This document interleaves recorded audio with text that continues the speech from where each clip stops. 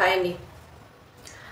ఒకప్పుడు ఏదైనా కష్టం వస్తే దాన్ని భరిస్తూనో, బాధపడుతూనో అదే వెళ్ళిపోతుందిలే అని ఒక భరోసాతోనో ఆ కష్టాన్ని అనుభవిస్తూనే తన లైఫ్‌లో ముందుకు వెళ్తూ ఉండేవాళ్ళు చాలామంది మహిళలు.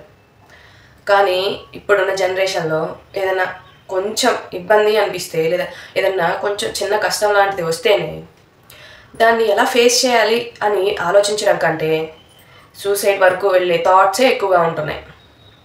అసలు సూసైడ్ చేసుకుంటారు, ఆ ప్రాబ్లం పోతుందా? అసలు మీరే ఉన్నారు కదా అప్పుడు. అసలు సూసైడ్ చేసుకోవడం అంటే మనం బ్రతికుండి సాధించలేనిది చచ్చిపోయాక ఎలా సాధించగలుగుతాం? దాన్ని ఎలా ఫేస్ చేయగలుగుతాం? ఇవి ఒక్కటి తెలుసుకుంటే ఎంతోమంది ఆ సూసైడ్ థాట్స్ నుంచి బయటకొచ్చి ప్రాబ్లం ఎలాంటిదైనా సరే దాన్ని ఓవర్‌కమ్ చేయడానికి ట్రై చేస్తారు.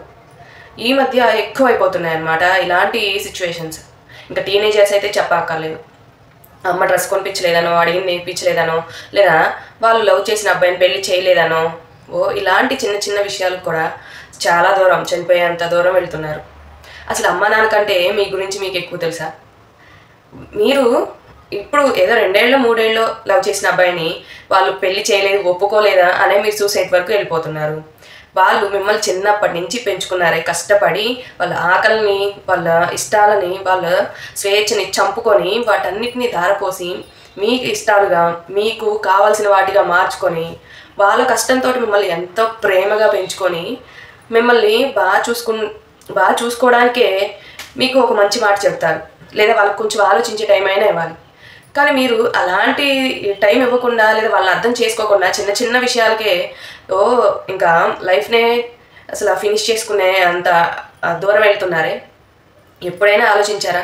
నేను ఇలా చేయడం వల్ల మా అమ్మ నాన్నకి సంతోషం అలాంటివి లేకుండా పోయి వాళ్ళకి ఒక కడుపు కోత మిగులుతుంది అనని. అన్నిటికంటే వేస్ట్ పని ఏదైనా ఉంది అంటే అది ఆత్మహత్య చేసుకోవడం. బ్రతికుండి చేయలేంది చనిపోయినాక ఏం చేస్తారని. సో ఇలాంటి థాట్స్ నుంచి బయటకు వచ్చి మీరు కావాలనుకున్న లైఫ్లోకి ముందుకు వెళ్ళండి. మీలో పాజిటివ్ థింకింగ్ని పెంచుకోండి.